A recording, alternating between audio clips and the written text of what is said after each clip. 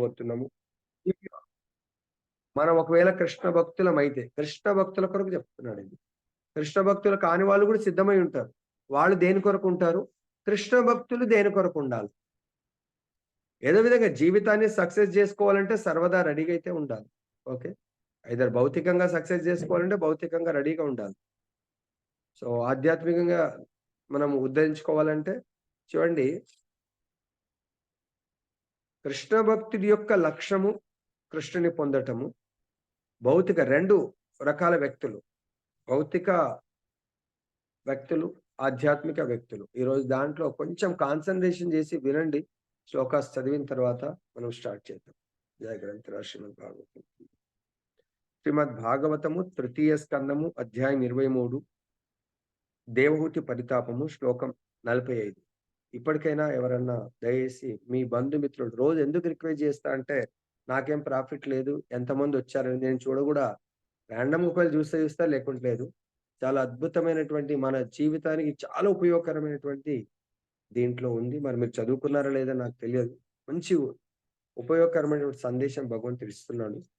చెప్పండి. ఓకే. 45వ శ్లోకం. తస్మిన్ విమాన ఉత్కృష్టాం శయ్యాం రతికరీం శ్రితా నచాబుద్యత తం కాలం పత్యాపీచ్యేన సంగత. 46. ఏవం యోగానుభావేన దంపత్యో రమమాణయోః శతం వ్యతీయుః శరదః కామలాలసయోర్మనా.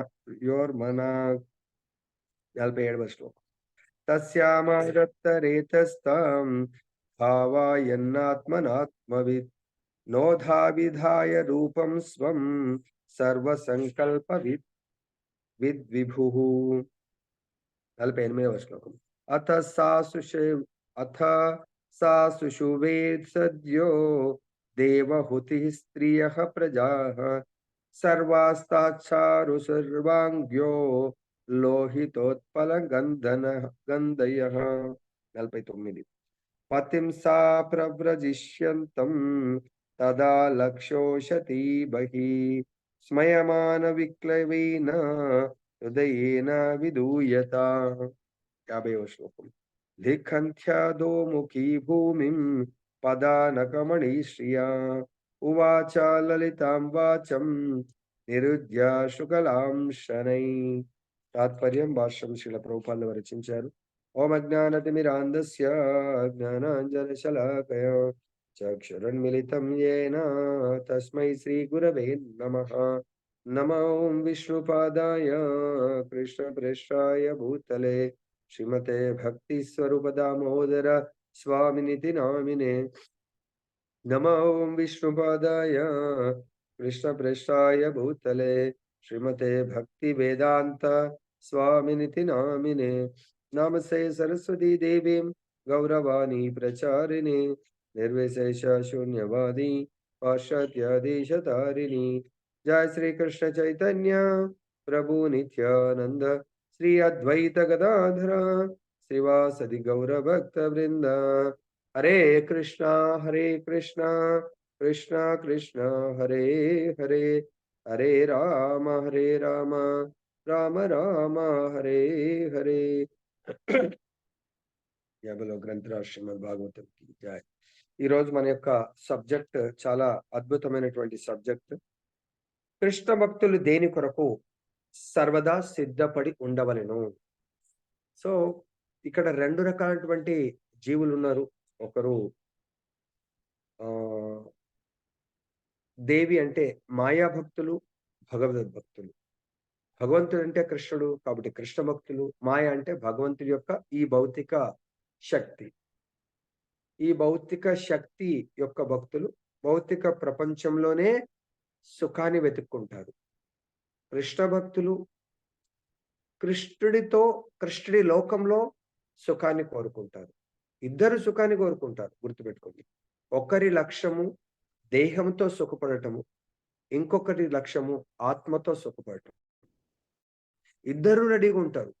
అంటే సుఖాన్ని కోరుకోని వాళ్ళు లేజీ, తామసిక్, సోమరితనము, నిద్ర, ఇంకా వాళ్ళు ఏ కార్యాన్ని యాక్టివ్గా చేయని వాళ్ళు తామసిక్ గుణం. వాళ్ళు భౌతికంగా కూడా సక్సెస్ కాలేరు. భౌతికంగా సక్సెస్ కావాలన్నా కూడా ఎడ్యుకేషన్ అనుకోండి, బిజినెస్ అనుకోండి, లేకుంటే ఇంకా పాలిటిక్స్‌లో అనుకోండి, ఎనీథింగ్.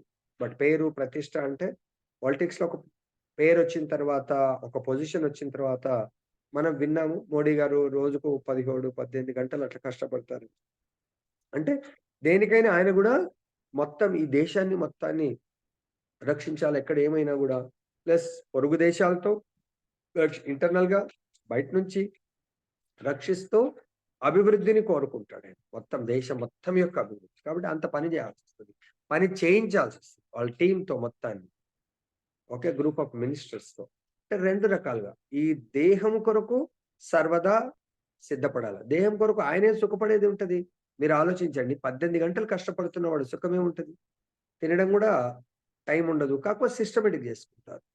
సో, తన ఫ్యామిలీతో 18 గంటలు దేశం కొరకే జేస్తున్నప్పుడు ఇంక ఫ్యామిలీతోనెక్కడ ఆయన ఫ్యామిలీ లేదు. మొత్తం ఫ్యామిలీని త్యజించిన అతను. ఓకే. అన్న, తమ్ముళ్ళు ఉన్నా గూడా ఆయన ఒక దాదాపు భౌతిక సన్యాసిలాగా. తన ఫ్యామిలీ అంటేనే ప్రజలు. సో, ఇక్కడ ఆయన ఆ విధంగా సేవ జేస్తా ఉన్నారు. ఇంకా మనం గూడా మనం భౌతికంగా ఆహ్, ఎన్నో అచీవ్‌మెంట్స్ ఫ్యామిలీ కొరకు, మన కొరకు, తర్వాత ఇంక మన సంఘం కొరకు భౌతికంగా అంటే దేహంతో మనము పేరు, ప్రతిష్ట, డబ్బు, సంపత్తి ఏది పొందాలన్నా సర్వదా all the time we should be ready to do some karma. మనకేదైనా బిజినెస్ అనుకోండి. ఒకరంటారు, "అరే! పలానా కాంట్రాక్ట్స్ అయితే పలానా టెండర్ నోటిఫికేషన్ వచ్చింది." ఇమ్మీడియేట్‌గా ప్రయత్నం చేస్తారు. లేకుంటే పాలిటిక్స్ ఏదో ఎలక్షన్ రాబోతుంది. ఇమ్మీడియేట్‌గా రెడీ ఉంటారు. లేదంటే బిజినెస్ కొత్తది ఏదో ఆహ్, రిలీజ్ అవుతుంది. అది ఇమ్మీడియేట్‌గా ఫస్ట్ తను తీసుకొని ఆ ప్రొడక్ట్‌ని సేల్ చేయాలనుకుంటాడు. సో, ఆ విధంగా ఏదైనా జాబ్స్ స్టూడెంట్స్ ఉన్నారు. ఏదైనా జాబ్స్ నోటిఫికేషన్స్ వస్తున్నాయి. కొత్త ప్రభుత్వం వచ్చింది. సో, ఆల్రెడీ ప్రిపేర్ ఇంకా యాక్టివ్ అయిపోతాం. సో, కొంచెం నర్వస్ కాస్త యాక్టివ్. ఎందుకు? అది సంపాదించాలి. నాకొక ఐఏఎస్ మన స్టూడెంట్ క్యాంపస్ పిల్లోడు ప్రిపేర్ అవుతూ చెప్పాడు. ప్రభుజీ మొబైల్ గూడా చిన్న మొబైల్ వాడుతున్నాను ప్రభుజీ. వాట్సాప్ వాడము. ఎందుకంటే అది నోటిఫికేషన్ రాంగానే ఏదో చూడండి. చిన్న మొబైల్‌కి అసలు ఎప్పుడు స్విచ్ ఆఫే పెడతాం ప్రభుజీ. మాకు అవసరం ఉంటే ఔట్ గోయింగ్ కాల్ చేస్తాము సివిల్స్ ప్రిపేర్ అయ్యేటోళ్ళు. లేకుంటే బాహ్య ప్రపంచంతో కంప్లీట్ కట్ అయిపోయి ఉంటాం ప్రభుజీ. అది అచీవ్‌మెంట్ సాధించే వరకు అని జెప్పేసి. మరి ఆ అబ్బాయి మొన్న గూడా గెట్ త్రూ అయిండో లేదో తెలుసు. మెయిన్స్ క్వాలిఫై అయిండు. ఇంటర్వ్యూకెళ్ళిండో లేదో తెలీదు. సో, మంచి క్లెవర్ స్టూడెంట్. ఆ విధంగా తన యొక్క గోల్, లక్ష్య సాధన. సో, ఇక్కడ మనం ఈరోజు కానీ భౌతిక లక్ష్య సాధన మీద ఎంత ప్రయత్నం చేసినా, అది ప్యూర్‌లీ డిపెండ్స్ ఆన్ ప్రారబ్ధ కర్మ ఫలం. ఆ ఫలాన్ని పొందడానికి అక్కడ కూడా కష్టపడాలి. కానీ ప్రారబ్ధ కర్మ ఫలం ఒకవేళ ఐఏఎస్ అయ్యేది లేదనుకోండి, బాగా కష్టపడతాము. మన కోరిక. కానీ కాదు. మనకు ఒకవేళ దాంట్లోనే గ్రూప్ 3 గ్రూప్ 1 వచ్చేదుందనుకోండి, అది కష్టపడితే ఇదొస్తది. ఇది మన ప్రారబ్ధ కర్మలో ఉంది. కానీ కష్టమైతే పడాలి. కానీ అది ఆ ప్రారబ్ధ కర్మ ఖర్చవ్వటం అంటే దాంట్లో అనుభవిస్తాడు. ఐదర్ లాస్ట్ వరకన్నా ఉండొచ్చు, ఉండకపోవచ్చు. ఆయన ప్రారబ్ధ కర్మ జాయిన్ అయిన ఫస్ట్ డే గూడా వెళ్ళిపోవచ్చు. రిటైర్మెంట్ వరకు ఉండొచ్చు. మధ్యలో గూడా ఈ శరీరం వదిలేయొచ్చు. మరి అప్పుడు వాట్ ఈస్ ద నెక్స్ట్? పుణ్యకర్మ అంతా పోయింది. నెక్స్ట్ మళ్ళీ ఎటువంటి మానవ జన్మ వస్తదా రాదో తెలీదు. లేదంటే మానవ జన్మొచ్చినా ఆ ప్రారబ్ధ కర్మ నెక్స్ట్ లైఫ్‌లో ప్రారబ్ధ కర్మ అసలు చదివే రాకుండా నిరక్షరాస్యుడిగా మిగిలిపోవచ్చు. ఈ లైఫ్‌లో గొప్ప సైంటిస్ట్ ఉండి నెక్స్ట్ లైఫ్‌లో ఆ ప్రారబ్ధ కర్మ ఉంటే అప్పుడు ఏం చెప్తాం మనం? ఏం చేయలేం మనం. సో, కాబట్టి మళ్ళీ ఈ లైఫ్‌లో గూడా ఎన్నో పాప పుణ్య కర్మలు చేస్తే అవి సంచితలో పోయి జాయిన్ అయ్యి ఉంటాయి. సో, కాబట్టి కృష్ణ భక్తులు అక్కడ రెడీగుంటారు. ఎట్లయితే బార్డర్‌లో మిలిటరీ వాళ్ళు డ్యూటీ చేస్తా ఉంటే, సో, ఒక్కొక్కరికి 2 అవర్సో, 3 అవర్సో ఉంటదట. కన్ను రెప్ప గూడా కొట్టకుండా ఇలా రెడీగా ఉంటారు. మీరెప్పుడైనా చూడండి వీవీఐపీస్ యొక్క సెక్యూరిటీని. అంటే prime minister, president of India మొత్తం ఇలానే చూస్తా ఉంటారు. రెప్ప గూడా కొడితే ఏమైతదో అని చెప్పేసి రెడీగా ఉంటారు వాళ్ళు. అలా కృష్ణ భక్తుడు గూడా ఆల్ ద టైమ్ రెడీగా ఉండాలి. ఎందుకంటే పరీక్షిత్ మహారాజ్ ఒక క్షణం కూడా వేస్ట్ చేయదలుచుకోలేదు. 7 డేస్ ఇంటూ 24 ఎన్ని గంటలవుతది? ఇంటూ అలా మినిట్స్, ఇంటూ సెకండ్స్ అలర్ట్‌గా ఉన్నాడాయన. ఆయనకు ఆల్రెడీ తెలుసు 7 డేస్ ఖచ్చితంగా జీవించబోతున్నా అని. అయినా గూడా ఆయన ఆ 7 డేస్‌లో నేను మృత్యువుని జయించాలా? మృత్యువుని జయించడం అంటే, నేను ఏదో కారణం వల్ల మృత్యువు నాకు రాకూడదు. తక్షక నాగ్ అనే రీజన్‌నే జయించాలి నేను. అని ఆయన అసలు మృత్యువును కూడా మర్చిపోయినాడు. భాగవత్ కథామృతం ఎంత అమృతం మునిగిపోయాడంటే డే ఉందా అనేది మర్చిపోయిండు. నైట్ అనేది కూడా మర్చిపోయిండట. అసలు టైంని కూడా అప్పుడు వాచ్ లేదు. అసలు టైం కూడా చూడడం కూడా మర్చిపోయింట. సో, ఆ భగవంతుడి యొక్క ప్రతినిధి శుద్ధ భక్తుడి యొక్క అమృత ధార ఇలా వస్తుంటే ఎట్లయితే మనం కూడా వాటర్ ఫాల్స్ దగ్గర స్నానం చేస్తా ఉంటే, లేకుంటే సముద్రం దగ్గర అలల దగ్గర స్నానం చేస్తే, మనం వెళ్తాం 10 నిమిషాలని టైం ఇస్తాము. ప్రభుజీ, ప్రభుజీ ఇంకా కొంచెం 1 అవర్, 2 అవర్స్ ఇంకా ఆడుతూనే ఉంటాం. ఎందుకంటే ఆ వాటరులో ఆడటం మనకంత ఆనందాన్నిస్తుంది. వాటరే అంత ఆనందం ఈ శరీరానికిస్తే, నిజంగా మనము కృష్ణ భక్తుడు ఈ అమృతాన్ని ఆస్వాదించాలి. ఈ అమృతమే నా జీవితానికి శరీరం పాపం ఏముంటది కొంచెం కొంచెం బోర్ అనిపిస్తుంది. కానీ మనము ఈ శరీరాన్ని నియంత్రించాలి. సో, ఒక్కటితో రెండిటిని కంట్రోల్ చేయొచ్చు మనం. అర్థమైందా?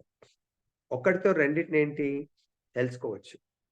మనం ఈ భగవద్గీత శ్రవణం ద్వారా నా యొక్క లక్ష్యం దేహ లక్ష్యమా? ఆత్మ లక్ష్యమా? అంటే నేను చేయకూడనిది, చేయవలసింది మనము శాస్త్రం ద్వారా తెలుసుకోవచ్చు. చెయ్యకూడనిది చేస్తే నేను పనిష్మెంట్‌కు గురవుతాను. చేయవలసింది చేస్తే అవార్డు 2 ఒక్క విషయంతో ఐదర్ పనిష్మెంటా? లేకుంటే అవార్డా మనకు తెలుస్తుంది. అవార్డ్ అంటే భగవత్ ప్రాప్తి. పనిష్మెంట్ అంటే భౌతిక ప్రాప్తి. ఈ యొక్క భౌతిక ప్రపంచంలో మళ్ళీ జన్మకు మనం ప్రిపేర్ అవుతాం. సో, కాబట్టి ప్రతి నిత్యము, నిరంతరము కృష్ణ భక్తుడు ప్రతి సెకండ్ సిద్ధపడి ఉండాలి. దేనికి? కృష్ణ సేవకు. మరి కృష్ణ సేవ ఏ విధంగా ఉంటుంది? ఎవరిస్తారు కృష్ణ సేవ మనకు? అలాగే 12.9లో మనకు చెప్పినట్టుగా ప్రతి శాస్త్రంలో ప్రామాణికమైనటువంటి ఆధ్యాత్మిక ఆచార్యుడికి 24/7 చాలా దగ్గరగా ఉండాలంట. ప్రామాణిక ఆధ్యాత్మిక ఆచార్యుడికి దగ్గరగా ఉంటే ఆయన ఎవరికి దగ్గరగా ఉంటాడు? Is connected. లైక్ ఈ ఫ్లవర్స్ చూడండి. ఈ వైజయంతి మాలలాగా ఈ రోజ్ ఫ్లవర్‌కు గ్రీన్ ఆకులు టచ్ ఉన్నాయి. ఈ ఆకులకు వైట్ ఫ్లవర్ టచ్ ఉంది. మళ్ళీ అగైన్ అలాగే గురు పరంపరలో ప్రతి ఒక్కరు కూడా తన గురువుగారి పాదాల యొక్క ఆశ్రయం ఉంటుంది. అలా మనము మన పరంపరలో బ్రహ్మ ఈజ్ ఆల్వేస్ ఈజ్ అసోసియేటెడ్ బ్రహ్మ ఎప్పుడు భగవత్ పాద పద్మాల ఆశ్రయాన్ని పొందాడు. సో, ఎప్పుడైతే మనం గూడా అక్కడ బ్రహ్మగా అక్కడ మన యొక్క పరంపరలో top most then will be at the lotus feet of Krishna.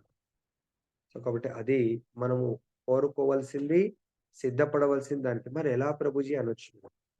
So, ఫిజికల్‌గా విల్ బి డిస్టెన్స్ మనం చాలా దూరంలో ఉన్నాం. మానసికంగా అంటే గురువుగారు చెప్పే వచనాలను ఎవరైతే పాటిస్తారో, ఆ వచనం మనల్ని ఇప్పుడు చూడండి. మీరు నేను దేనితో కనెక్ట్ అయ్యాము? వాయిస్ ద్వారానే కనెక్ట్ అయ్యాము. కానీ మీడియం ఏంటి? Internet, mobiles. అలానే మనం భగవంతుడు మనకు నిన్న గూడా ఆ! ఏదో శ్లోకంలో చెప్తారు గదా మనకు ఇలా మాలలాగా ప్రతి ఒక్కటి ఆ! నా పైననే ఆధారపడి ఉంది అని భగవంతుడు మనకు చెప్తారు. ఆ విధంగా మనందరం గూడా సర్వదా భగవత్ సేవకు సిద్ధమై ఉండాలి. భగవత్ సేవకు ఎవరైతే సిద్ధపడి లేరో, వాళ్ళు దేనికొక దానికి సిద్ధపడి ఉంటారు. అయితే భౌతికానికి. ప్రభుజీ నేను భౌతికం గూడా ఏం చేస్తలేను. పడుకున్నాననుకోండి. ఈ టైంలో ఎవరైనా పడుకున్నారు. అంటే భౌతిక మాయ ఒడిలో పడుకున్నారు. అంటే మాయ మిమ్మల్ని జోలపాట జోగొడతా ఉంది. పొద్దున మంగళారతిలో భగవత్ కార్యానికి సిద్ధపడి సర్వదా కృష్ణ భక్తుడు సిద్ధమంటే పొద్దున బ్రహ్మముహూర్తంలో భగవంతుని సేవకు సిద్ధపడాలి. ఒకవేళ అది సిద్ధపడకపోతే ఎవరి సేవ? మాయ యొక్క సేవలో మనం ఉంటాం. అంటే భౌతికంగా మనము మాయ సేవని పొందుతా ఉంటాం. అంటే మాయ మంచిగా జోగొడతాడు. పడుకో పడుకో అని చెప్పేసి. సో, ఇక్కడ మనకు ఆచార్యులు చెప్తారు. సేవ గొప్పదా? సేవ చేయడం గొప్పదా? సేవ తీసుకోవడం గొప్పదా? ఏది గొప్పది? సేవ చేయడం గొప్పది. దేంట్లో ఆనందం ఎక్కువుంటది? చేయడంలో. సేవ సేవ చేయడంలో చేయడంలో ఆనందం ఎక్కువ. ఆనందం ఎక్కువుంటది. సేవ చేయడంతోనే ప్రతి ఒక్కరి హృదయాన్ని మనము గెలుచుకోవచ్చు. ఇప్పుడు అర్జునుడు కృష్ణుడి యొక్క హృదయంలో స్థానం సంపాదించాడు. అదే విధంగా అర్జునుడి హృదయంలో భగవంతుడి స్థానాన్ని పొందాడు. సో, మనకు ఓ సాంగ్‌లో గూడా వస్తది గదా! గురుదేవుల యొక్క హృదయంలో ఎప్పుడు గూడా భగవంతుడు విరాజమానంగా ఆ! రతన సింహాసనం మీద ఉంటారు కాబట్టి, ఎవరైతే అటువంటి శుద్ధ భక్తుడి యొక్క వపు వాని సేవలో సదా నియుక్తమైతారో, వాళ్ళకు guarantee birth at Goloka Brindavanam. అది మన ఇష్టం. నాకు ఆ సీట్ కావాలంటే ఇప్పుడు ఐఏఎస్ అందరూ ప్రిపేర్ అవుతారు. సో, తల్లిదండ్రి ఫోర్స్‌తో ప్రిపేర్ అయ్యే వాళ్ళుంటారు. సొంతంగా తన యొక్క దృఢమైన విశ్వాసము, కోరిక గూడా ఉంటారు. సొంతంగానే వాళ్ళు అన్ని త్యాగం జేస్తారు. తల్లిదండ్రి ఫోర్సిబుల్ ప్రిపేర్ అయ్యేవాళ్ళు అన్ని ఫెసిలిటీస్ కోరుకుంటారు. ఇది ఇస్తే ప్రిపేర్ అవుతా. ఇది నాకు కావాలా, అది కావాలి, ఇది కావాలి.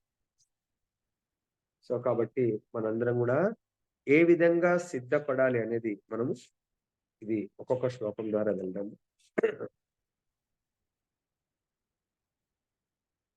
ఆ విమాన సౌధమందు సుందరుడగు భర్త సాంగత్యమున కామ వాంఛను వృద్ధి చేయునట్టు శ్రేష్టముగు శయ్యపై నెలకొనిన దేవహూతి ఎంత కాలము గడిచిపోయినన్న విషయమును గుర్తించలేకపోయెను. భాష్యం. లౌకికులకు మైథున భోగము ఎంతటి సుఖకరమైనదనగా అట్టి కలాపములందు నెలకొనినప్పుడు కాలమెట్లు గడుచున్నదనడి విషయమునే వారు మరుతురు. కర్దముని దేవహూతి సైతము మైథున కలాపముల యందు నిలిచి కాలమెట్లు గడిచిపోవచున్నదో మరిచిరి. సో, ఇక్కడ కర్దమముని, దేవహూతి. దేవహూతి ఎంతో సేవ చేసి ఆ యొక్క భగవత్ ప్రతినిధి ద్వారా సంతానాన్ని కనడాని కొరకు ఈ మైథున భోగాన్ని అనుభవిస్తుంది. సో, అందులో ఎంత సమయం వేస్ట్ అవుతదో తెలియదు. సేమ్ ఇదే ఇంకొక ముని. ఆయన గూడా సేమ్ ఈ మైథున భోగం ఒక ఆ! దేవతా కన్య ఆయన యొక్క తపస్సు భంగం చేసి తనను వశీభూతం చేసుకుంటుంది. ఎంత కాలం గడిచిపోతుందో తెలీదు దాంట్లో. తర్వాత కొంతకాలం తర్వాత వెళ్ళిపోతాడు. ఎవరు ఆ ఋషి? తన తపస్సు మొత్తం ఇక్కడేమో ఈయన విశ్వామిత్రుడు తపస్సు గురుజీ. విశ్వామిత్రుడు గురుజీ. విశ్వామిత్రుడు విశ్వామిత్రుడు. 60,000 సంవత్సరాలు తపస్సు చేస్తాడు. ఆమె తన యొక్క అందముతో, తన నృత్యముతో, తన గానముతో ఆయనని మోహితుని చేస్తుంది. ఆ విశ్వామిత్రుడు అంటే జస్ట్ లీల. ఆయనని కూడా తప్పుపట్టడానికి లేదు. అంటే ఇక్కడ చూడండి కంప్లీట్ భగవంతుడి శరణాగతి పొందిన వాళ్ళు ఇక్కడ మనకు చూడ్డానికి కర్దముని తన భార్యతో సుఖాలను అనుభవిస్తూ ఉన్నా లాస్ట్‌కు 58th శ్లోకంలో ఏముంటదో చూడండి మీరు. ఎంత ఆయన అక్కడున్నా కేవలము తన బాధ్యత కొరకు మాత్రమే ఆ యొక్క స్త్రీ, తన భార్య అనే స్త్రీకి ఆ సుఖాన్ని ఇవ్వడానికి మాత్రం ఉన్నాడు తప్ప, తన సుఖాన్ని అనుభవించడానికి అక్కడ లేడాయన. అదే విశ్వామిత్రుడు ఆమె అందానికి మోహితుడైపోయి, సో, దాంట్లో ఆ తపస్సు గూడా వదిలేసి ఆమెతో ఆ! కాలాన్ని గడుపుతాడు. వృధా అయిపోయిందని తర్వాత గ్రహిస్తా ఉంటాడు. నెక్స్ట్ శ్లోక. రతి సుఖమును అమితంగా అపేక్షించిన ఆ దంపతులు ఆ విధంగా యోగ శక్తిచే సుఖించుచుండగా 100 శరదృతువులు స్వల్ప కాలం వలె గడిచిపోయినవి. 47వ శ్లోకం. శక్తిమంతుడగు కర్దముని ఎల్లరి హృదయముల ఎరిగినట్టివాడు మరియు కోరినదెల్లా ఒసగలిగినట్టివాడు ఆత్మతత్వము నెరిగి అతడు దేవహూతిని తన అర్ధ భాగమని భావించెను. తనను 9 రూపంలోనికి విభజించుకొని అతడు 9 రేతస్కలములచే దేవహూతికి గర్భధానము కావించెను. భాష్యము. దేవహూతి పెక్కు సంతానము కోరి ఉన్నందున అవగతము చేసుకొనినందున కర్దముని ఒకేసారి 9 మంది సంతానమును కనెను. అతడిచ్చట విభూ పరమ శక్తిమంతుడకు ప్రభు అని వర్ణింపబడినాడు. తన యోగ శక్తిచే అతడు ఒకే మారు దేవహూతి గర్భమున 9 మంది కుమార్తెలకు జన్మనొసగను. సో, ఇక్కడ విభు అనే పదము చాలా ముఖ్యమైనది. విభు అంటే ఎవరు విభు? మళ్ళీ భగవంతుడు విభు. ఎవరు పడితే వాళ్ళు విభు కాదు. భగవంతుడు విభు. ఎందుకు? ఆయన దగ్గర షడైశ్వర్య సంపన్నుడు. ఆ భగవంతుడి యొక్క శుద్ధ భక్తుడు. సపోజ్ ఎవరన్నా తండ్రి కోటీశ్వరుడైతే, తండ్రి రాజైతే కొడుకునేమంటారు? యువరాజు లేక రాజా అనే కూడా కొన్నిసార్లు సంబోధిస్తారు. దుర్యోధనుడు ఉన్నాడు. దుర్యోధనుడిని ఏమని సంబోధిస్తున్నారు? రాజా అని చెప్పేసి కూడా సంబోధిస్తా ఉంటాడు. యుద్ధంలో ఆయననే రాజులాగా యాక్ట్ చేస్తా ఉన్నాడు. తండ్రి ఎక్కడో ఉన్నాడు. సో, అదే విధంగా తండ్రి విభు కాబట్టి, ఆ తండ్రికి తగ్గటువంటి కొడుకు కర్దం. అంటే ప్రతినిధి. సో, కాబట్టి ఆయనను కూడా విభు అని ఎందుకన్నారు? ఇక్కడ ఒక షడైశ్వర్యాల్లో ఒక సందర్భంలో అంటే భగవంతుడు తాను అనంత రూపాల్లో విస్తరిస్తాడు భగవంతుడు. కాబట్టి ఇక్కడ కర్దమ ముని కూడా అట్‌లీస్ట్ అనంత రూపం అంటే విభు. అణువు కొన్ని రూపాల్లో అది కూడా మాక్సిమం యోగులు 9 రూపాల వరకు విస్తరించగలుగుతారు. ఆ 9 రూపాల్లో కర్దమ ముని 9 గుణాలతో కూడుకున్నటువంటి ఆహ్, ఆయన స్త్రీలను, కన్యలను జన్మింపజేశాడు దేవహూతికి. మనం గూడా జూస్తాము వేదవ్యాసుల వారి విషయంలో. సత్యవతి అడగడము, ఎందుకంటే వాళ్ళకింకా పిల్లలు కనే యోగ్యము లేదు. మరి సంతానం లేకపోతే రాజ్యము ఎలా ముందుకు వెళ్ళాలి రాజు లేకపోతే? ఎందుకంటే భీష్ముడిని అడిగితే భీష్ముడు నా యొక్క ప్రతిజ్ఞగా బద్ధుడుగా ఉంటాను. నేను మళ్ళీ పెళ్లి చేసుకొనంటాడు. మరి ఎట్లా అని. అప్పుడు వేదవ్యాసుల వారిని అడగటము, తర్వాత తన యొక్క కోడళ్ళకు ఆయన ద్వారా సంతానం ప్రాప్తి కలగటము. తర్వాత వాళ్ళిద్దరూ అంత పర్ఫెక్ట్‌గా పుట్టకపోవడము. మళ్ళీ దాసి దాసిని గూడా అడిగి మళ్ళీ దాసికి పుట్టినటువంటి మహాత్ముడెవరు? వేదవ్యాసుల ద్వారా దాసికి పుట్టినటువంటి మహాత్ముడు విదురుడు. విదురుడు. అప్పుడు వేదవ్యాసుడు సంపూర్ణ జ్ఞానాన్ని ఇచ్చేస్తాడు. ఎవరికి? విదురుడికి. అసలు విదురుడెవరు? ఆయన యొక్క లాస్ట్ లైఫ్ ఏంటి? యముడు. యమధర్మరాజు. స్వయంగా యమధర్మరాజు. యమరాజు అంటే యమధర్మరాజు. సో, ఈ లైఫ్‌లో ఆయన భగవంతుడి లీలలో దేవతలు గూడా మానవ రూపాన్ని కోరుకుంటా ఉంటారు. ఎందుకు? మానవ రూపంలో కృష్ణ భక్తి చాలా పర్ఫెక్ట్‌గా జేయొచ్చు. ప్లస్ మానవ రూపంలో భగవంతుని చాలా సులభంగా ప్రసన్నం జేసుకోవచ్చు. ఈవెన్ భగవంతుడి యొక్క సాంగత్యం, భక్తుల సాంగత్యం. ఎందుకంటే వై ఆహ్, స్వర్గలోకంలో అందరక్కడికొచ్చేవాళ్ళు భోగించడానికొస్తారు అక్కడ. సో, ఎవరు గూడా తపస్సు జేయడానికి రారక్కడికి. ఆ భోగించడానికి వచ్చేవాళ్ళకి అన్ని ఫెసిలిటీస్ ఏర్పాటు జేయాలి. అర్థమైందా? ఇప్పుడు 5 స్టార్ ఉంది. 5 స్టార్ హోటల్ ఎందుకొస్తారు అందరూ? డబ్బు పెట్టొస్తారు. అక్కడ అన్ని ఫెసిలిటీస్ వాడుకొని ఎంజాయ్ జేయడానికొస్తారు. అదే 5 స్టార్ హోటల్ పక్కన పెద్ద టెంపుల్ ఉందనుకోండి. ఆ టెంపుల్‌కి ఎందుకొస్తారు? భగవంతుడి అన్నిటిని తన యొక్క ఆహ్, పేరు, ప్రతిష్ఠ అన్నిటిని పక్కన పెట్టి అక్కడ సింపుల్‌గా భగవంతుడి యొక్క భక్తి జేయడానికి రావడం జరుగుతుంది. సో, 2 పక్కపక్కనే ఉంటాయి. మరి ఒక దాంట్లో భోగం కొరకు, ఒక దాంట్లో యోగం కొరకు. సో, కాబట్టి ఈ మర్త్యలోకంలో మానవ జన్మొస్తే చాలా బావుంటదని భగవంతుడిని వేడుకుంటారంట. భగవంతుడు ఏ లీలలో ఏ లీల చేయబోతున్నాడో ఒకవేళ తెలిస్తే, ఆ భగవంతుడిని ముందే అప్లై చేసుకుంటాడట. మీ లీలలో నాకు బ్రహ్మదేవుడే అడుగుతాడు. ఒక గడ్డి పరకగా ఛాన్సొచ్చినా పర్వాలేదు బృందావనానికి. ఛాన్స్ రాదు. అర్థమైందా? స్పెషల్‌గా బృందావన్ లీలలో, రాసలీలలో ఒక్కసారి శివ భగవానుడికి ఛాన్స్ వస్తుందంట. అందుగురించే ఆ శివుడు గూడా డైరెక్ట్ పార్టిసిపేట్ చేయలేడంట. ఆ పురుష రూపంతో.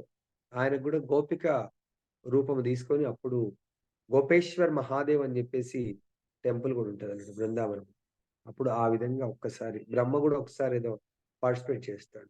మరి చైతన్య మహాప్రభు లీలలో గూడా శివుడు, బ్రహ్మ వీళ్ళందరూ వేడుకుంటారు భగవంతుని. ప్రభు మీ యొక్క సంకీర్తన నా భూతో నా భవిష్యత్ ఎటువంటి లీల జరగదు కాబట్టి చాలా రేర్‌గా జరుగుతుంది. దాంట్లో మాకు అవకాశం ఇవ్వండి అంటే చైతన్య మహాప్రభు బ్రహ్మకు హరిదాస్ ఠాకూర్‌గా అవకాశం ఇస్తారు. అదే విధంగా శివ పార్వతుల మిలిత అవతారం వచ్చి అద్వైతాచార్య. తర్వాత శివ పార్వతులు గూడా సీమంత ద్వీపం అని ఉంటుంది. మాయాపూర్ నవదీప్ పరిక్రమలో.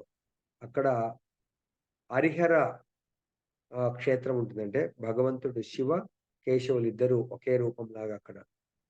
సో సీమంత ద్వీపంలో చైతన్య మహాప్రభు యొక్క పాదధూళి పార్వతీదేవి తన యొక్క ఈ నుదిట పెట్టుకుంటుంది. స్పెషల్లీ మాతయ్యలందరికీ కూడా ఇక్కడ సింధూరం చాలా ఇంపార్టెంట్ కాబట్టి భగవంతుడి యొక్క పాదధూళిని ఇక్కడ ధరిస్తూ ఉంటుంది. అందుగురించి అక్కడ సీమంత ద్వీపం అని పేరు రావడం జరిగింది. సో ఇక్కడ మనము కృష్ణ భక్తులు సదా భగవంతుని యొక్క సేవ, భక్తుల సేవ చేయడానికి రెడీగా ఉంటారు. ఇక్కడ కర్దమముని ఎవరి సేవ? దేవహూతి చాలా గొప్ప భక్తురాలు. ఆమె ఒక స్త్రీకి అన్నిటికంటే ముఖ్యమైనది సంతానము భర్త ద్వారా. సో కాబట్టి ఆ స్త్రీ కోరుకున్న విధంగా ఆమెకు ఆనందాన్ని ఇచ్చి, కానీ తన లిమిటేషన్ లో తనే ఉన్నాడు. అర్థమైందా? తన లిమిటేషన్ సపోజ్ కొంతమంది 5 స్టార్ హోటల్లో పాటలు పాడుతూ ఉంటారు, కేవలం పాట. వాళ్ళ లిమిటేషన్ ఏంది? వెళ్ళాలా? ఎంతో మంది వినడానికి రెడీగా కచేరీ వాళ్ళు పాడుతారు, వెళ్ళిపోతారు. అక్కడ వేరే వృత్తి చేయరు వాళ్ళు. సో కాబట్టి వాళ్ళకి తెలుసు వాళ్ళ లిమిటేషన్ అయిపోయి. ఇక్కడ కూడా కర్దమముని తన యొక్క లిమిటేషన్ ఏంటి? కేవలం కొంత పీరియడ్. సో ఈమె గృహస్థగా నన్ను స్వీకరించింది భర్తలాగా. ఈమెకు సంతానం ముందే చెప్పాడు, అనౌన్స్మెంట్. సంతానం రాగానే నేను నీకు సంతానం అని అప్పచెప్పి నేను వెళ్ళిపోతానన్నాడు. మరి సంతానం కోరుకున్నది కాబట్టి అది కూడా ఆమె యొక్క భగవంతుడి విభు అని ఎలా చెప్తారంటే షడైశ్వర్య సంపన్నము. అంతేకాకుండా భగవంతుడి విభు ఎందుకంటే పరమాత్మ ప్రతి ఒక్కరి నీ హృదయంలో ఉన్నటువంటి విషయాన్ని గ్రహిస్తాడు, కోరికల్ని గ్రహిస్తాడు, దాన్ని తీరుస్తాడు. అదే విధంగా కర్దముని కూడా విభు అని ఎందుకన్నారంటే ఆయన భగవంతుడు ఏదైతే సృష్టిస్తాడో సృష్టిని, ఆయన కూడా ఆ సృష్టిలో చిన్నపాటి సృష్టి. సో ఒక నవీనం ఎవ్వరి ప్రమేయం లేకుండా తన యోగ బలంతో సృష్టించాడు ఒక విమానాన్ని, విమాన కొండలు, ఎన్నో రకాలైనటువంటి వసతులను సృష్టించాడు యోగ బలంతో. ఆయన ఫిజికల్ గా ఏం కట్టడం చేయడం చేయలేదు, యోగ బలంతో సృష్టించాడు కాబట్టి విభు. తర్వాత ఇంకో కారణం ఆయన విభు అనడానికి, ఆమె లోపల పరమాత్మకి ఎట్లయితే ఆత్మ కోరిక తెలుస్తుందో, సో ఆయన కూడా దేవహూతి లోపల ఏమి కోరికలున్నాయో గ్రహించి తనను తాను 9 రూపాలుగా విస్తరించుకొని ఆ 9 రూపాల్లో తనతో కలిసి ఆ కోరికను ఆ విధమైనటువంటి కన్యను ఆయన ప్రసాదించడం జరిగిందన్న. భగవంతుడు కదా 16,108గా ఎలా విస్తరించి ఒక్కొక్క భార్యకు ఆ విధమైనటువంటి సంతానాన్ని జస్ట్ వాళ్ళు కోరుకోవటం, భగవంతుడు ఇవ్వటం. ఇక్కడైతే కర్దముని ఫిజికల్ కలిశాడు, కానీ భగవంతుడు చైతన్య మహాప్రభు, రామచంద్రుడు, సో భగవత్ స్వాంశ ఎప్పుడు కూడా అలా కలవాల్సిన అవసరం ఉండదు. నెక్స్ట్ పిమ్మడ శీఘ్రంగా అదే రోజు దేవవతి సర్వాంగ సుందరులు మరియు అరుణ కమలపు గంధమును వెదజల్లు వారు అగు 9 మంది కుమార్తెలను గనెను. భాష్యము. దేవవతి అమితంగా కామోద్రిక్తురాలైనందున అధికముగా అండము విడుదలై 9 మంది కుమార్తెలు జన్మించిరి. శృతి శాస్త్రమందును మరియు ఆయుర్వేద మందును తెలుపబడిన విషయం ఏమనగా పురుషుని స్ఖలనము అధికముగా ఉన్నప్పుడు మగ సంతానము కలగదు, స్త్రీ అండపు విడుదల అధికముగా ఉన్నప్పుడు ఆడ సంతానము కలుగగలదు. ఓకే, కలుగగలదు. దేవోతి అధికంగా కామోద్రిక్తురాలైనందున ఒక్కమారుగా 9 మంది ఆడ సంతానం పొందనని ఇచ్చట పరిస్థితిని బట్టి గోచరించుచున్నది. ఆ కుమార్తెలందరూ గొప్ప సౌందర్యము కలవారై ఉండి వారి దేహములు చక్కగా తీర్చిదిద్దబడి ఉండెను. వారిలో ప్రతి ఒక్కరును కమలమును బోలి కమలము వలనే సుగంధమును కలిగి ఉండిరి.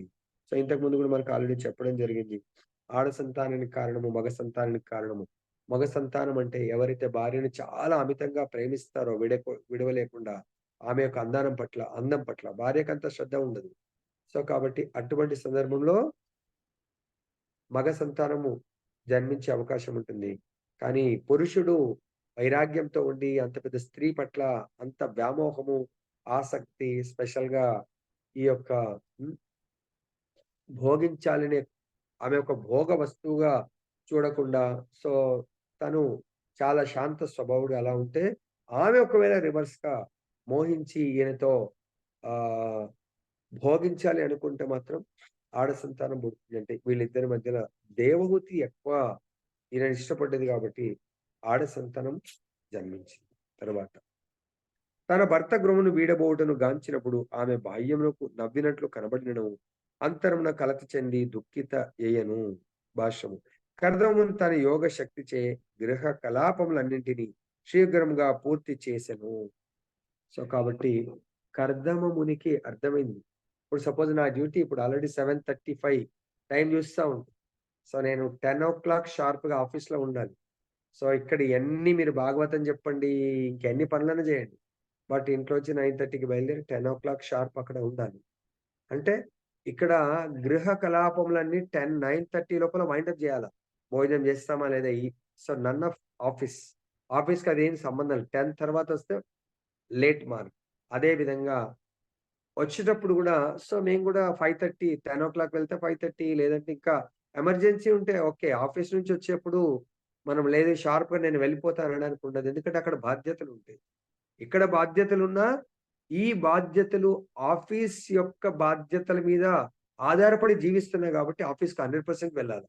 సో కాబట్టి నా భౌతిక జీవితము నా ఈ యొక్క దేహము యొక్క మనుగడ ఆఫీస్ డ్యూటీ. ఎందుకంటే ఆ సంపాదన మీద ఆధారపడి ఉంది కాబట్టి అక్కడ వెళ్ళినప్పుడు రిటర్న్ వచ్చేటప్పుడు నేను 5:30కి వెళ్ళిపోతుంటే ఆల్రెడీ ఏదో మీటింగ్‌లో ఉన్నాము, ఏదో వర్క్‌లో ఉన్నాం అనుకోరి అక్కడ అనడానికి లేదు. అక్కడ అది కంప్లీట్ చేసుకున్న తర్వాతనే మళ్ళీ అది వైండ్ అప్ చేసి ఇక్కడ రావాలా. అంటే ఇక్కడ మీనింగ్ ఏంటంటే మన జీవితంలో ఆఫీస్ గాని, బిజినెస్ గాని అది మెయిన్ ప్రైమరీ. ఇంటిది సెకండరీ. ఎందుకంటే దాని మీదనే ఇల్లంతా నడుస్తుంది. అదే విధంగా ఇక్కడ ఇలా పాటిస్తాం. అది నెగ్లెక్ట్ చేస్తే సో మన జీవితం కూడా నెగ్లెక్ట్ అవుతుంది.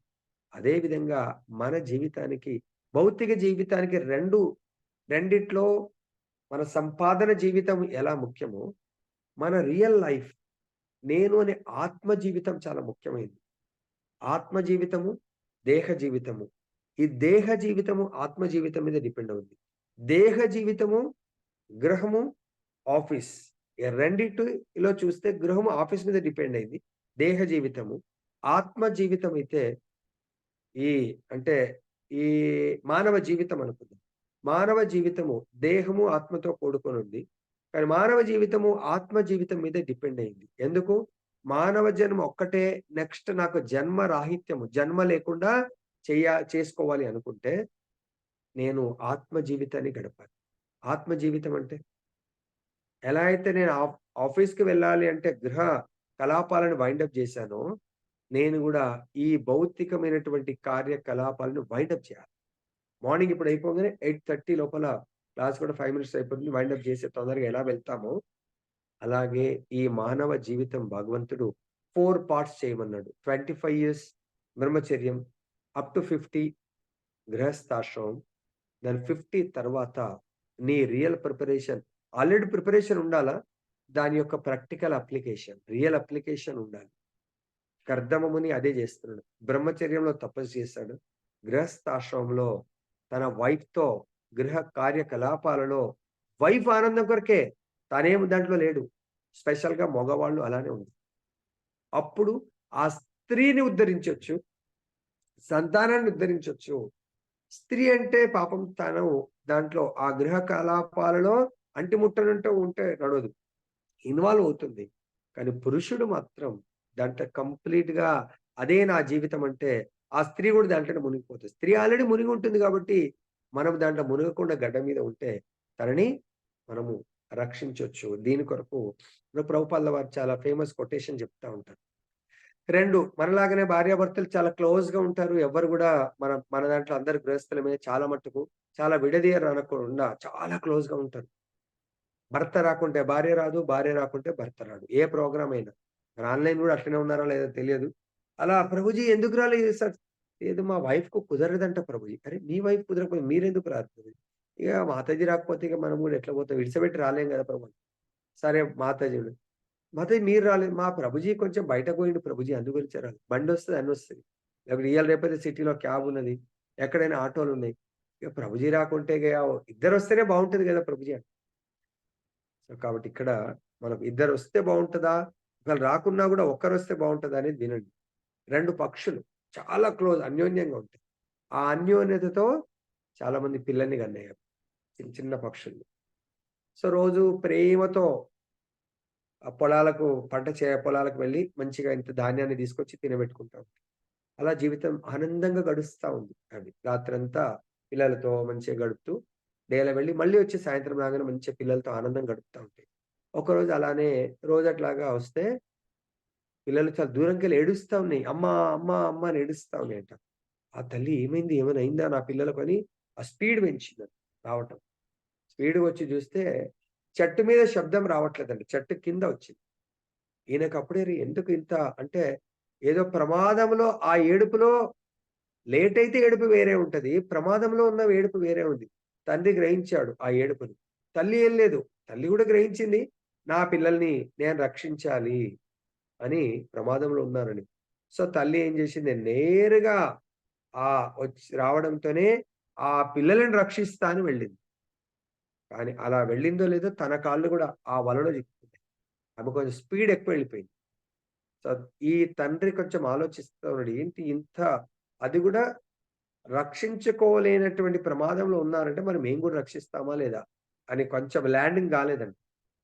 అక్కడి నుంచే చూస్తా ఉందంట. చూస్తే ఓహో! పిల్లలను వల కనబడ్డదంట.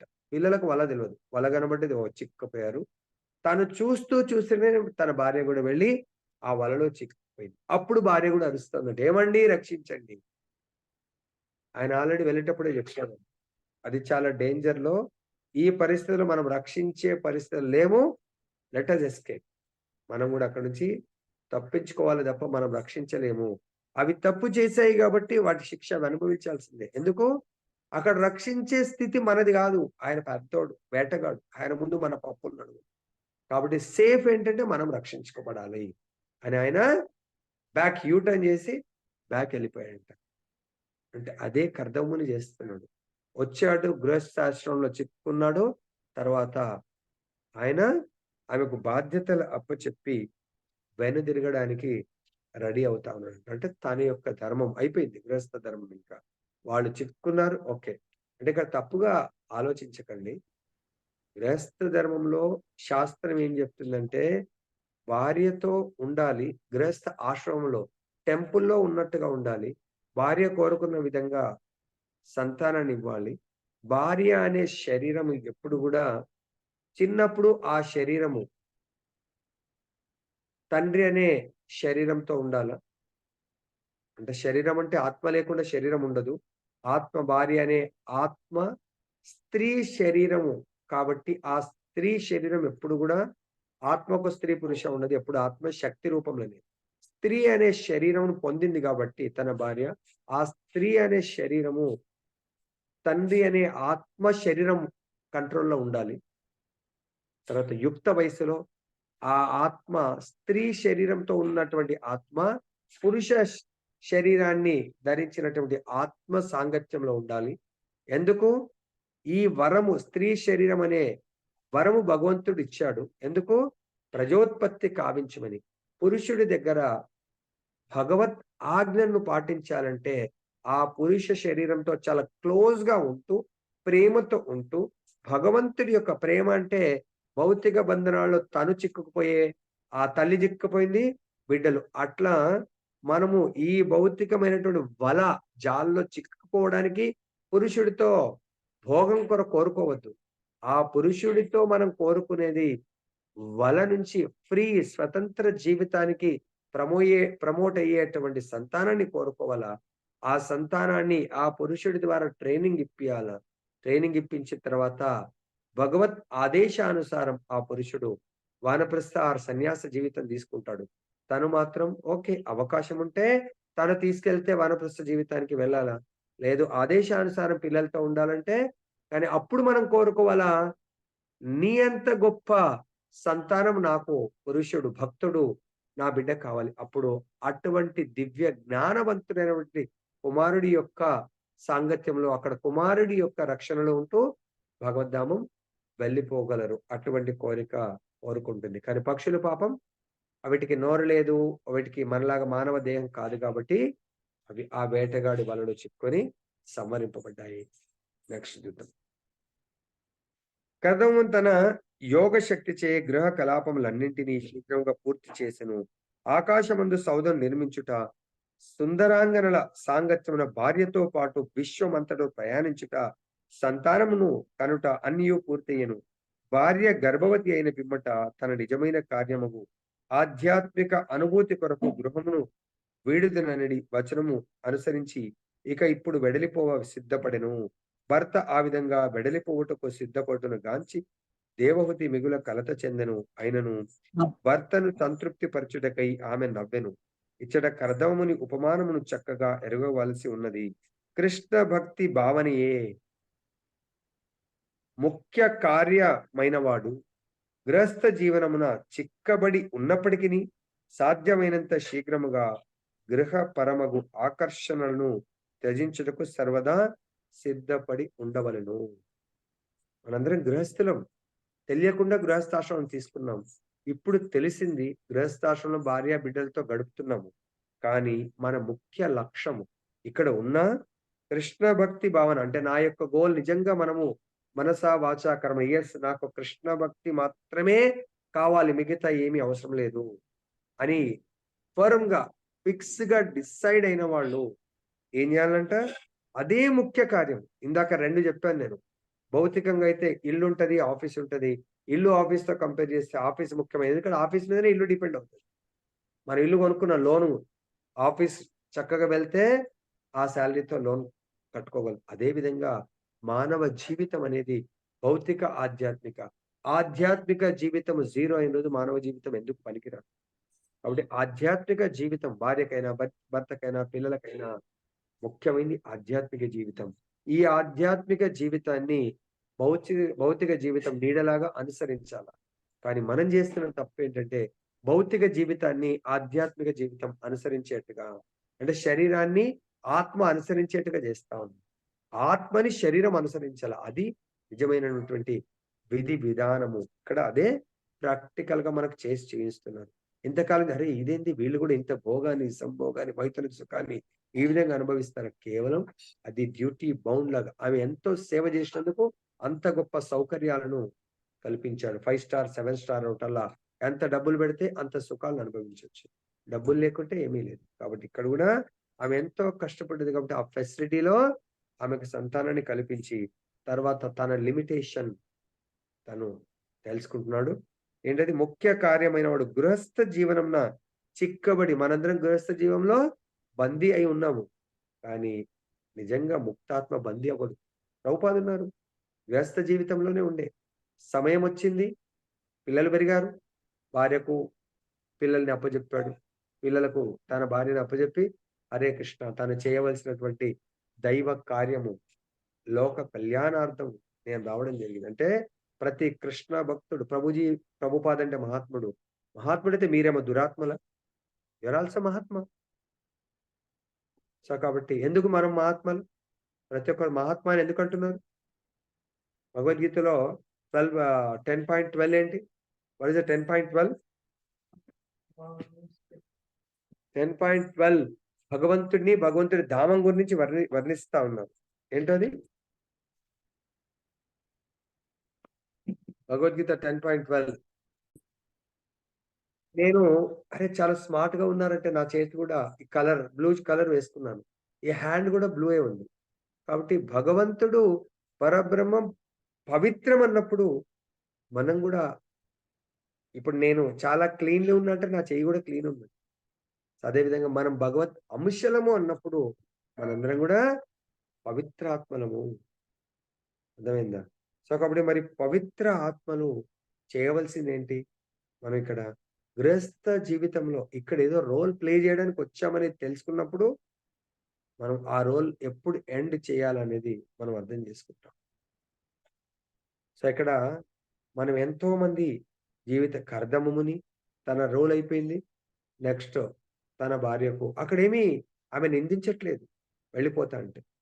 సో బాధపడుతూ మళ్ళీ ఆయనతో నవ్వుతూ మాట్లాడతాం. అంటే ఆమెకు కూడా తెలుసు ఆమె ధర్మాత్మురాలు, ఆమె కూడా గొప్ప సాధ్వి, గొప్ప భక్తురాలు. కాబట్టి ఎస్ నా భర్త యొక్క డ్యూటీ అయిపోయింది. కానీ 9 మంది కుమార్తెలను మాత్రమే ఇచ్చాడు. మరి కుమార్తెల యొక్క బాధ్యత ఎట్లా నిర్వర్తించాలి అనుకుంటుంది. మనమైతే అలా వెళ్ళట్లేదు. ఉన్న గృహస్థ జీవితంలో చిక్కుబడి ఆ చిక్కులోంచి మనం బయటకు పడాలంటే భగవంతుడి యొక్క సతతం కీర్తి ఎంతో. సో మనం నిత్య నిరంతరం భగవంతుడి యొక్క కీర్తన చేస్తూ ఉండాలి, భగవంతుడి యొక్క సేవ చేస్తూ ఉండాలి.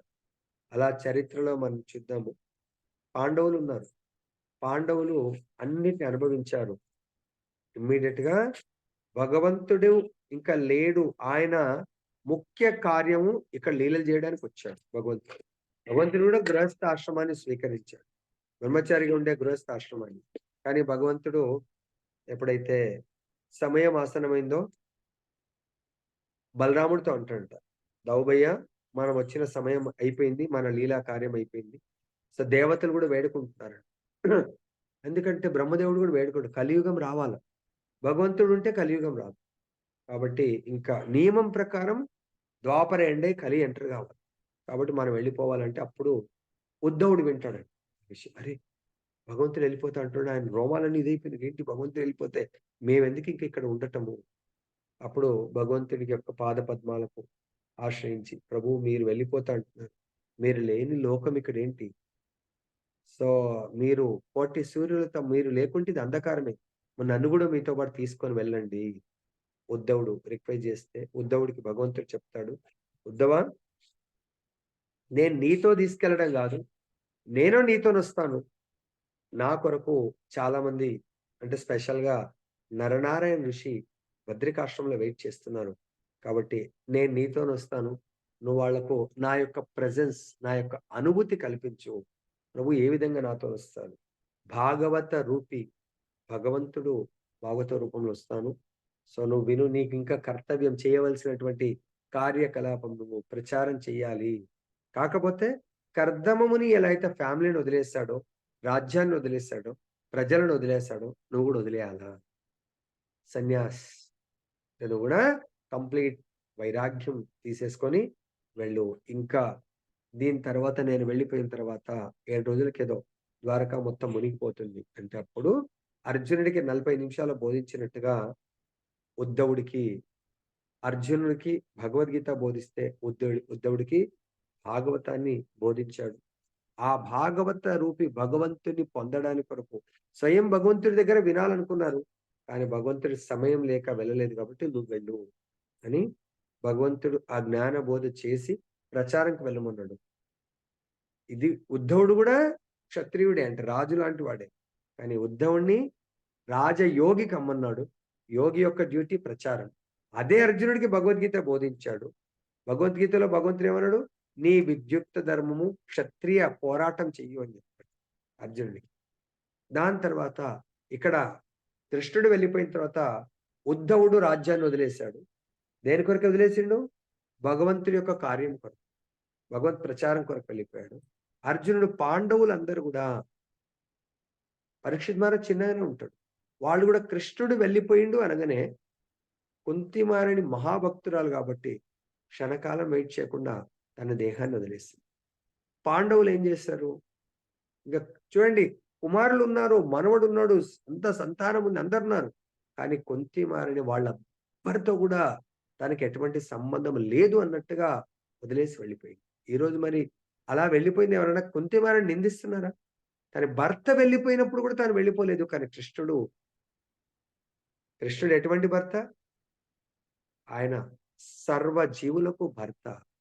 సో ఆ పాండురాజు కేవలం ఈ దేహానికి కొంతకాలం యాక్ట్ చేసినటువంటి భర్త, కానీ భగవంతుడి ఈ ఆత్మ యొక్క భర్త. కానీ ఆత్మకు భౌతిక ప్రపంచంలో పరమాత్మ అనే నా భర్త లేనప్పుడు ఇక్కడ నాకేం పని ఉంది, శరీరంతో పని లేదని శరీరాన్ని వదిలేసింది, తను వెళ్ళిపోయింది. అప్పుడు పాండవులు ఏం చేశారు, అరే భగవంతుడు లేడు, మా మదర్ కూడా లేదు, ఇక మాకిక్కడ ఏం పని ఉంది. సో వాళ్ళు కూడా ఆ రాజ్యభారాన్ని పరీక్షిత్ మహారాజుకి అప్పచెప్పి వాళ్ళ ఐదుగురు కూడా కండిషన్ అయింది, ఎవడి గురించి కూడా ఆగేది లేదు, అది కండిషన్. ప్రయాణం కలిసి చేద్దాం, ఎవరన్నా ఎక్కడైనా పడిపోయి ఏమన్నా అవుతే ఇంకా వాళ్ళని వదిలేసి వెళ్ళిపోవటమే. అక్కడ బంధుత్వాలు బాంధవ్యాలు ఏమి, ఈ ఇల్లు వదిలామా ఎటువంటి బంధుత్వాలు బాంధవ్యాలు లేవు, వితౌట్ ఎనీ అటాచ్మెంట్ మనం వెళ్ళిపోతా ఉన్నాం. మళ్ళీ అక్కడ అటాచ్మెంట్ పెట్టుకుంటే వీ కెనాట్ ట్రావెల్, భగవంత్ ధామం ప్రయాణం మనకు కొనసాగదు అని డిసైడ్ చేసుకొని వాళ్ళ 5గురు కూడా వెళ్ళిపోవడం జరిగింది. అదే పరీక్షిత్ మహారాజ్ చిన్నప్పుడు చూశాడు. సో వాళ్ళు సమయం వచ్చినప్పుడు భగవంతుడు లేడు అని తెలిసినప్పుడు ఎలా వెళ్ళిపోయిందో నాకు మృత్యు వచ్చింది అన్నప్పుడు వీళ్ళు ఎవరు రక్షించరు. నా భార్య రక్షించదు, పిల్లలు రక్షించరు, ఇంకా రాజ్యము ఎవ్వరు రక్షించే పరిస్థితి లేదు. రక్షించేవాడు ఎవరు? మృత్యువు నుంచి రక్షించేవాడు. పరీక్షిత్ మహారాజుని ఎవరు రక్షించారు? స్వయం భగవంతుడు రక్షించాడా? ఎవరు రక్షించారు? భగవంతుడు రక్షించాడు. ఆ? ఎట్లా భగవంతుడు? శ్రీకృష్ణ భగవాన్ జీవుడి యొక్క రక్షణ భారాన్ని భగవంతుడే గురు రూపంలో వచ్చి రక్షిస్తాడు. గురు రూపంలో రావడం ఫిజికల్ గా, రక్షణ మాత్రం. ఇప్పుడు మనందరికీ మొబైల్స్ ఫిజికల్ గా ఉన్నాయి. మీరు నేను దేని ద్వారా కనెక్ట్ అవుతున్నాము? Net connectivity. అలానే గురు రూపంలో వచ్చి ఆ జీవుణ్ణి లిఫ్ట్ చేసేది భగవంతుడి కథ అమృతం ద్వారా భగవంతుడు రక్షిస్తాడని. పరీక్షిత్ మహారాజు వీళ్ళెవరు రక్షించలేరు అని ఆ గురుదేవుల దగ్గర గంగా రక్షిస్తుంది. గంగా భగవంతుడి యొక్క పాద పద్మాల నుంచి వస్తుంది. మరి అట్లా అని చెప్పేసి ఎవరు కూడా అక్కడ సుఖదేవ గోస్వామి ఇమ్మీట్ రాడంట. సో పరీక్షిత్ మహారాజు వెళ్ళగానే అక్కడ గొప్ప గొప్ప ఋషి మునులందరూ కూడా వచ్చి ఆలోచిస్తారంట. ఒకరొక చర్చిస్తాం, ఎట్లా పరీక్షిత్ మహారాజుని ఏ విధంగా. ఒకరంటారంట, ఈ రోజు గంగా నది చూసుకుంటూ ఇక్కడే ఆయన తపస్సు చేసుకుంటూ ఉంటే రక్షింపబడతాడు, లేకపోతే గంగా వాటర్ జలాన్ని స్వీకరిస్తే రక్షింపబడతాడు, ఇంకోరు దాన ధర్మాలు చేస్తే రక్షింపబడతారు. సో ఆ విధంగా ఎన్నో రకాలుగా చర్చిస్తా ఉంటే అప్పుడే సుఖదేవ్ గోస్వామి రావడం జరుగుతుంది. ఎప్పుడైతే సుఖదేవ్ గోస్వామి వచ్చారో ఆయన యొక్క దివ్య మంగళ ఆ జ్యోతి స్వయం భగవంతుడు వచ్చినట్టుగా ఆయన యొక్క కాంతి అలా వస్తుందంట. రోమాల నుంచి మొత్తం కణంలో భాగవతం, ఇట్లా భాగవతామృతం. ఎట్లయితే మనము డ్రిప్ ఇరిగేషన్ అంటే కొన్నిసార్లు గార్డెన్ లో చూస్తాం మనం. సో వాటర్ పైప్ లైన్ ఉంటుంది. ఆ పైప్ లైన్ లో ఇలా వాటర్ పోయారు, ఇంకా అన్ని అక్కడక్కడ రంధ్రాలు ఉంటే అది ఆన్ చేయగానే మొత్తం ఆ పైప్ లైన్ ద్వారా నీళ్ళన్నీ ఆ గడ్డిలో అన్ని పడుతూ ఉంటుంది. ఇట్లా పోస్తే గడ్డి పాడడం జస్ట్ అలా స్ప్రింకిల్ అవుతాం. అలా సుఖదేవ గోస్వామి యొక్క శరీర కాంతి అట్లా ఆ భగవత్ కాంతి లాగా అనిపిస్తూ ఉంటుంది. ఆ కాంతికి అందరూ స్వయం భగవంతుడి యొక్క అనుభూతి కలుగుతూ ఉంది, అలా ప్రజెన్స్. ఇప్పుడు అందరూ కూడా లేచినప్పుడు దండవత్ ప్రణామం చేస్తారు. కాబట్టి గుర్తుపెట్టుకోండి, మనని కూడా రక్షించాలంటే గురుదేవుల యొక్క ముఖారవిందం నుంచి వెలువడేటువంటి ఆ దివ్య వాణిని ఎవరైతే స్టోర్ చేస్తారో అది మనని రక్షిస్తుంది. దీనికి ఒక చిన్న లీల చెప్పి ముగిస్తాను. ఇంకెంతో చెప్పొచ్చు. పూర్వకాలం మనలాగానే దీంట్లో అందరు చాలా మంది టీచర్స్ ఉన్నారు అనుకుంటున్నాను. ఒక టీచర్ మనలాగా చాలా నిష్ఠగా ఆయన ఇంట్లో గృహస్థుడు, ఒకే ఒక కొడుకు అంట. ఎంతమందికి ఒక్క కొడుకున్నాడో తెలియదు. ఒకే ఒక కొడుకుని చాలా ప్రేమిస్తాడు. ఇంటి ఆయన టీచర్గా చేస్తూ హెడ్ మాస్టర్గా ప్రమోషన్ వచ్చి ఆయన చాలా ఆ జీవితం అంతా కూడా రెండు ఆధ్యాత్మిక భౌతిక అంటే ఫ్యామిలీని మెయింటైన్ చేయడము, ఆధ్యాత్మికం అంటే తన యొక్క సాధన, తన యొక్క జప, తన యొక్క రోజు భగవంతుని సేవ అవన్నీ చేసుకుంటూ ఉంటాడు ఆయన. సో రెండింటిని బ్యాలెన్స్ చేస్తూ జీవితాన్ని గడుపుతాడు. ఇక అనుకోకుండా జాబ్ చేసే వాళ్ళకు ఏదో ఒక రోజు రిటైర్మెంట్ వస్తుంది. సో రిటైర్మెంట్ రోజు చాలా మంచివాడు, అవార్డు ఇచ్చి ఇక చాలా డిసిప్లిన్ లైఫ్. ఆ రోజు ఆయనకు చాలా గొప్ప రిటైర్మెంట్, బాజా భజంత్రీలతో చాలా గ్లోరిఫికేషన్ జరుగుతుంది. ఇంటి వరకు కూడా ఎంతో మంది ఆయన పట్ల అభిమానం ఉన్న వాళ్ళు వచ్చి సాగరంతో మంచి గ్రేట్ గా చేసి ఇంటి దగ్గర కూడా ఆయన పెద్ద పార్టీ లాగిస్తాడు. చుట్టాలు బంధువులు వస్తే వాళ్ళందరికీ భోజనాలు అవన్నీ ఏర్పాటు చేస్తాడు. అంతా అయిపోయిన తర్వాత ఎవరి నెలకు వాళ్ళు వెళ్ళిపోతారు. రాత్రి 10 అయింది. ఆయన కూడా ఎట్లా కర్దమును ఫిక్స్ అయిపోయింది తన జీవితం, రిటైర్మెంట్ జీవితం. కర్దముని కూడా గృహస్థ ఆశ్రమ రిటైర్మెంట్ జీవితం ఫిక్స్ అయిపోయి ఎట్లా వెళ్ళిపోతున్నాడో ఆయన కూడా 9 గంటల అంటే 8 గంటలకు అట్లా అందరు వెళ్ళిపోతే వాళ్ళు కూడా భోజనం చేసి 10 గంటలకు ఇలా కూర్చున్నాడంట. ఆయన కూర్చోండి, అప్పుడు కుమారుని పిలిచాడంట. కుమారుని పిలిచి, ఈ రోజు నాది లాస్ట్. ఏం లాస్ట్? రిటైర్మెంట్ లాస్ట్ అయిపోయింది. నేను కూడా 2 విషయాలు మీతో చాలా సీరియస్ గా డిస్కస్ చేయాలనుకుంటున్నాను. భార్యని కుమారుని కూర్చోబెట్టుకున్నాడు. నేను ఇంకా కంప్లీట్ గా కర్దముని ఎలా అయితే గృహస్థ జీవితంలో ఇంతవరకు బందీ అయి ఉన్నాను, ఇది ఈ రోజు లాస్ట్ నాది. రేపు మార్నింగ్ తెల్లవారుతేనే ఈ మొత్తం లైఫ్ మొత్తం నాది ఎండ్. ఈ రోజుతో ఎండింగ్. రేపటితో ఈ ఇంటితో, ఈ యొక్క ఇంటి బంధనాలతో, ఇంట్లో ఉన్న వాళ్ళతో, చుట్టాలు ఎవ్వరితో గూడా ఇంక నాకు సంబంధం లేదు. వాళ్ళు షాక్ అయితా ఉన్నారు. ఎందుకు? ఇప్పటి వరకు నేనేమీ ప్రిపేర్ కాలేకపోయాను. నా నెక్స్ట్ లైఫ్ ఎప్పుడు ఎండ్ అవుతదో తెలీదు. కాబట్టి నా జీవితం సంపూర్ణంగా భగవంతుడి యొక్క సాధనలో, భజన్ సాధనలో, భగవంతుడి యొక్క భక్తియుక్త సేవలో సదా నిరంతరం నియుక్తం అవ్వాలనుకుంటున్నాను నేను. ఇంక రేపటితో మీకు, నాకు గాని ఇంటితో సంబంధం లేదు. కానీ ఇంట్లో ఉంటాను. వితౌట్ ఎనీ సంబంధం. ఒక్క పూట భోజనం చేస్తాను. ఏక వృత్తి. ఇంకో పూట రాత్రికి పాలు తాగుతాను. నన్ను ఎవ్వరు గూడా ఇంకా డిస్టర్బ్ చేసే ఛాన్స్ ఉండొద్దు. ఇది నా పెన్షన్ ఒకే ఒక్క రోజు పెన్షన్‌కు సంతకం పెడతాను. నా పెన్షన్ గూడా మొత్తం మీరే తీసుకోండి. నాకు దేనితో గూడా సంబంధం లేదు అంటాడు.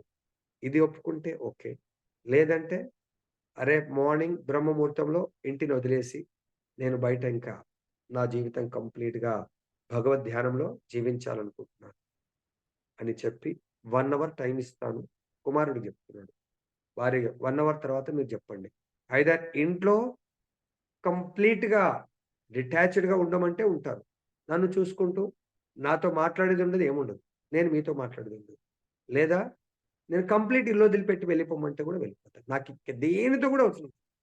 నా ప్రిపరేషన్ నాకు కావాలి. ఇందాక ఐఏఎస్ ప్రిపేర్ అవుతుంటే ఎలా అయితే ఎవ్వరితో సంబంధం పెట్టి ఐఏఎసే గోల్. నాకిప్పుడు భగవద్ధామము, భగవత్ ప్రాప్తి నా గోల్. కాబట్టి ఇంక వేరే ఏం సంబంధం లేదు. ఇద్దరు తల్లి, కొడుకు ఆలోచించారే ఎక్కడో జీవించి మనకు ఆయన మరణించిన దాంతో కాకుండా అట్‌లీస్ట్ మనం ఆయన చూసుకుంటున్న అంత ఉత్తమ భక్తుడిని సేవించుకుంటున్న మన జన్మ ధన్యం. ఓకే. మాట్లాడుకుంటే పర్వాలేదు.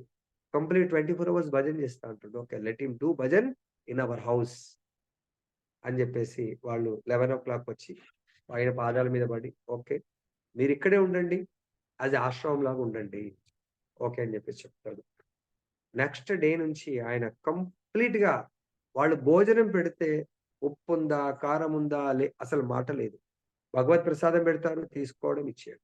రాత్రికి పాలిస్తారు. ఇంక నిత్యము నిరంతరం తన భజన చేసుకుంటుంటాడు. అక్కడ ఒకసారి ఒక భాగవత్ సప్తాహ జరిగితే వాళ్ళ ఊర్లో తెలుస్తుంది.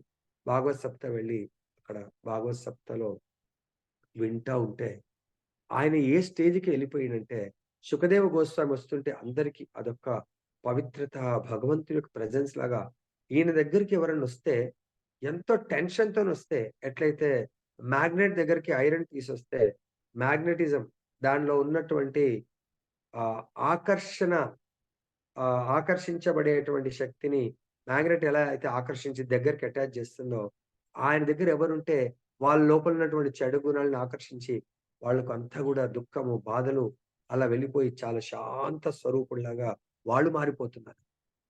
ఆ స్టేజ్‌కి అటువంటి మహాత్ముడిలాగా, యోగిలాగా అయిపోయాడు. ఆ గురువుగారితో ఆహ్, ఆ ప్రసంగం అంతా అయిపోయిన తర్వాత అక్కడ గూడా ఏమి మాట్లాడేవాడు గాదు. చాలా శాంత చిత్తంతో విని అలా భాగవత్ సప్తాలేవో జరిగితే వినటము, తన భజన జేసుకోవటం, గురువుగారి యొక్క ఆజ్ఞలను పాటించడం. ఒకానొక రోజు సమయం వచ్చింది. వీళ్ళు చూస్తుండగానే ధ్యానంలో మొన్నగా చెప్పినట్టుగా ఓ గురువుగారు పవిత్రాత్మ మహాత్ముడు భగవంతుడి నామం జేస్తే ఎలా వెళ్ళిపోయాడో, సో ఆయన గూడా భగవంతుడి యొక్క నామ జపం జేస్తూ హ్మ్. తన శరీరాన్ని అలానే జపం చేస్తూ, తన శరీరాన్ని తను కోరుకున్న విధంగా శరీరాన్ని వదిలేసి భగవత్ ప్రాప్తి పొందాడు. కాబట్టి ఇక్కడ నేను డిటాచ్‌మెంట్ అంటే మనందరం గూడా పర్సనల్ సాధన, పర్సనల్ గూడా చేయాలి. Same at the same time ఆళ్ళకెట్లా పిల్లలు, భార్య కోఆపరేట్ జేసిందో, సో భర్తలకు గూడా దయచేసి మీరందరూ గూడా మీ యొక్క భర్తలను ప్రభుజీస్‌ని భగవంతుడి సేవలో ఎక్కువ నియుక్తం చేయడం వల్ల సో మీకు, పిల్లలకు అందరికి గూడా దాని యొక్క ఉపయోగం ఉంటుంది. సో ఈరోజు కృష్ణ భక్తుడు సదా భగవత్ ప్రచారము, భగవత్ సేవ సో దాంట్లో చేయడానికి సదా సిద్ధపడి ఉండాలి అని జెప్పేసి ఈరోజు సారాంశము. సో దీంట్లో ఎవరికైనా ఏమైనా సందేహాలుంటే అడగొచ్చు. జయ గ్రంథరాజ్ శ్రీమద్ భాగవతం కీ జయ. శ్రీ శ్రీ రాధారమण लाल की जय. जगन्नाथ बलदेव सुभद्रा महारानी की जय. गौर निताई भगवान की जय. जगत गुरु श्रील प्रभुपाद की जय. श्री श्री